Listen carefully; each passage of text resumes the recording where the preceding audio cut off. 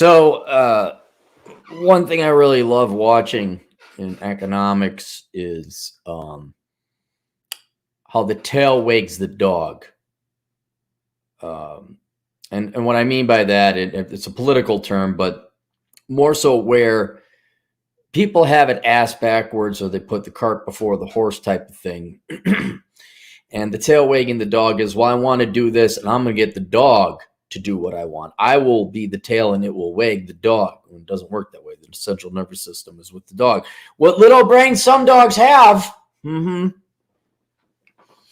the most common one we have, and you could probably already guess it, is today's modern kids and not so modern kids, certainly for the past 20 years, where people are going to major in dumb crap and they think their dumb degree is going to get them some kind of job.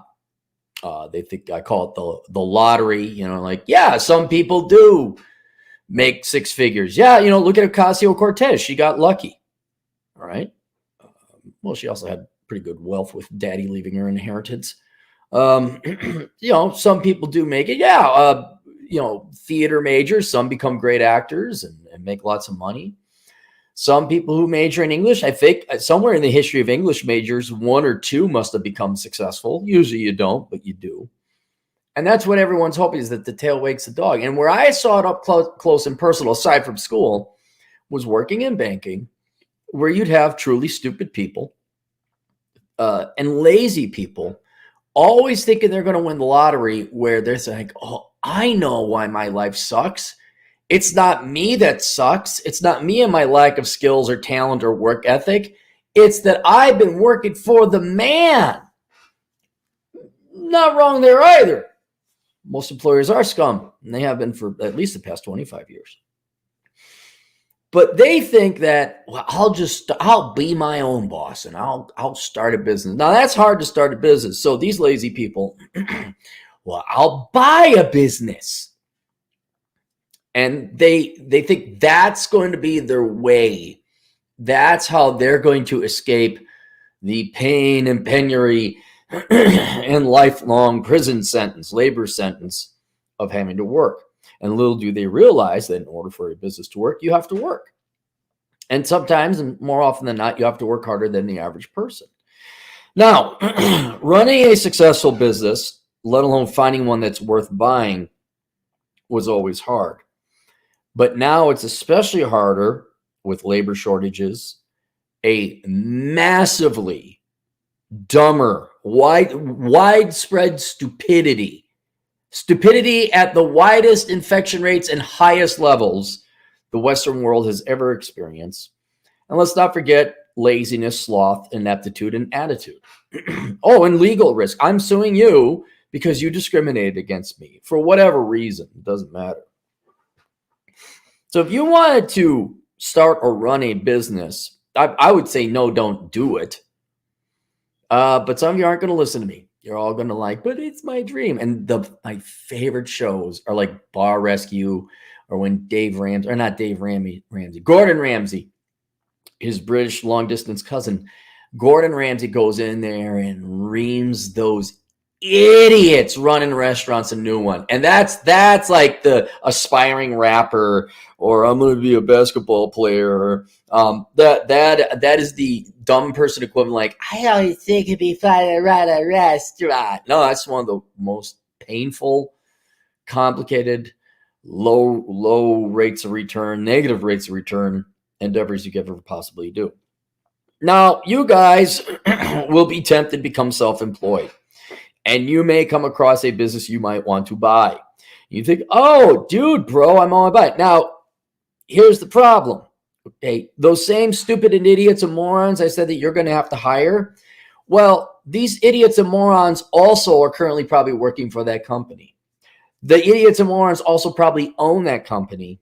And do you think maybe there's some chicanery and deceit and not 100% truths being told in the disclosure of their financial statements or how the company was run? I mean, right off the bat, it's a pretty bad sign, unless the guy is old and retiring. The guy's old and retiring. It's a bad sign when someone's selling a business. because they have decided that it's no longer worth it for them to hold and run.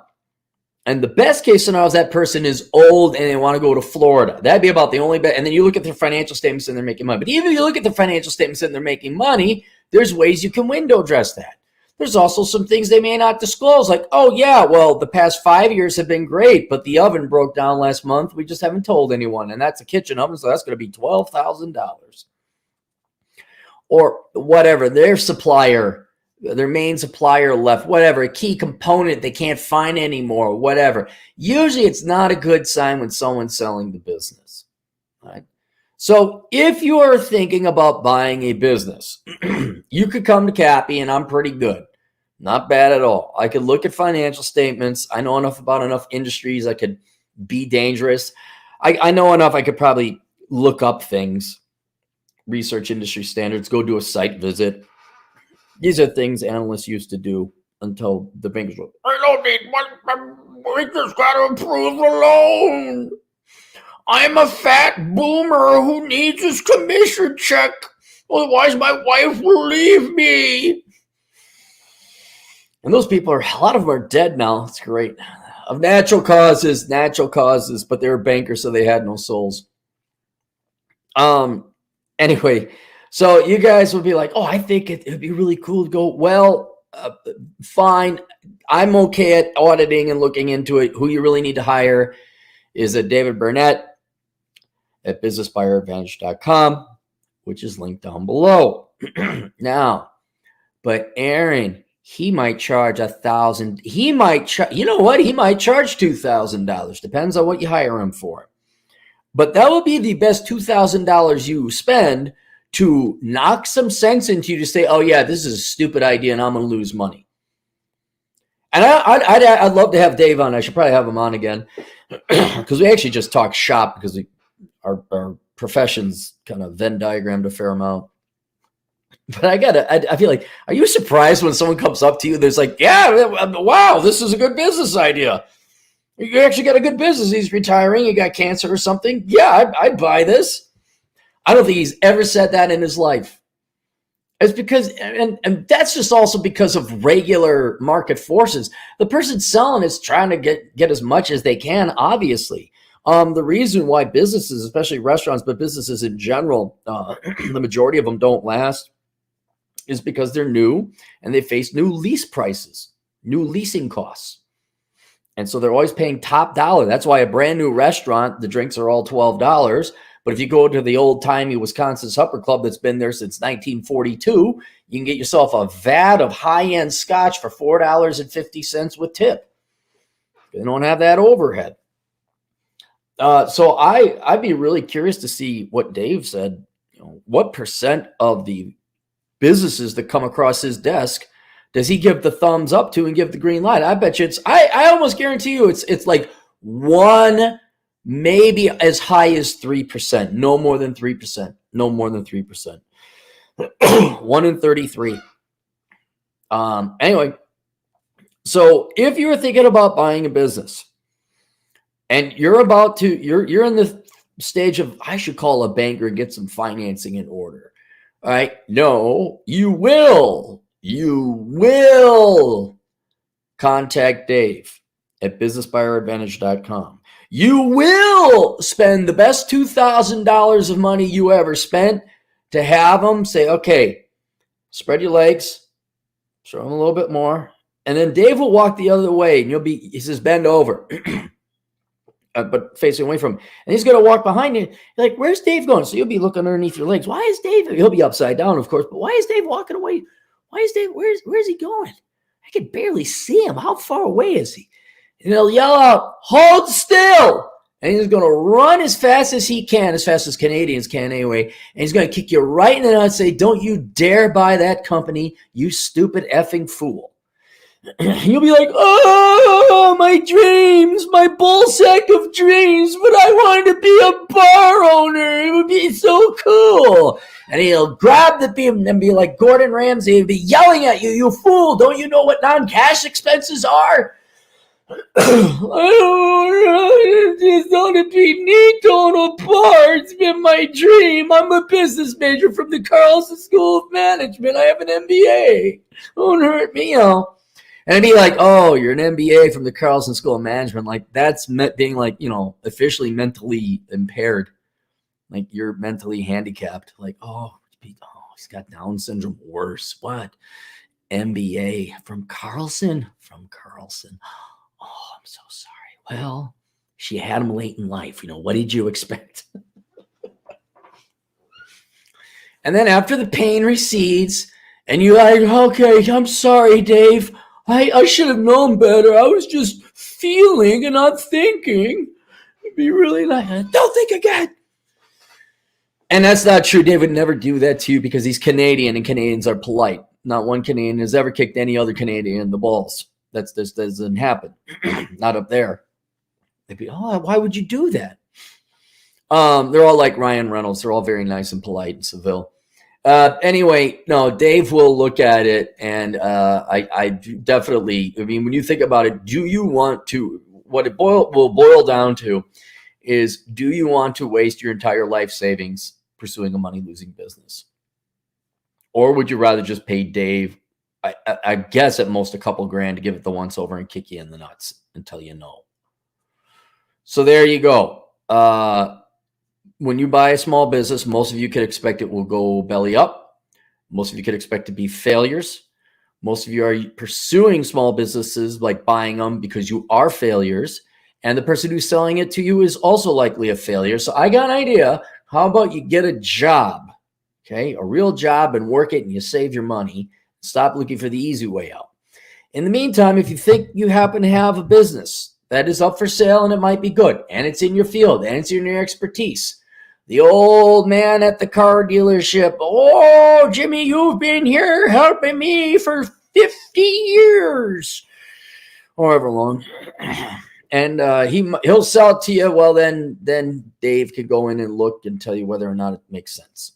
And then maybe you buy a business, maybe. But I'm kind of curious what I bet you it's less than 3%. Less than 3%.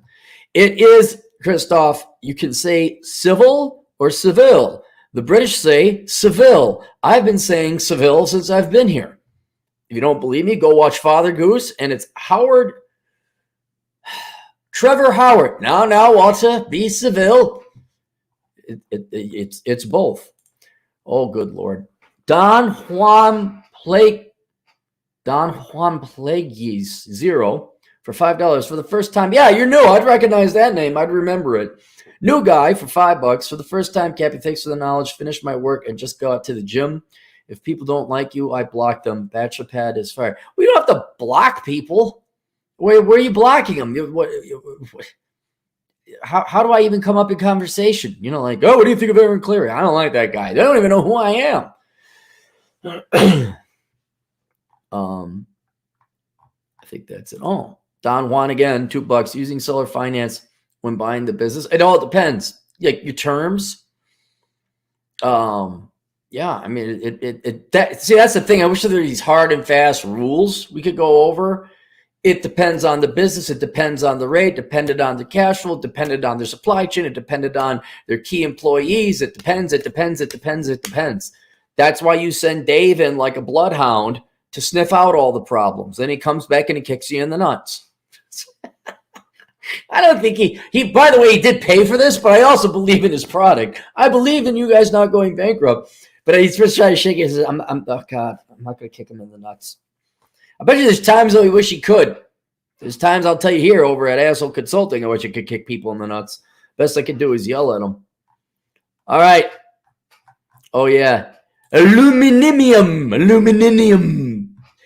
If they're Melbournies and they're Labours and they're Programmies. It's like, gee, the Brits. All right. We'll see you guys later. Toodles.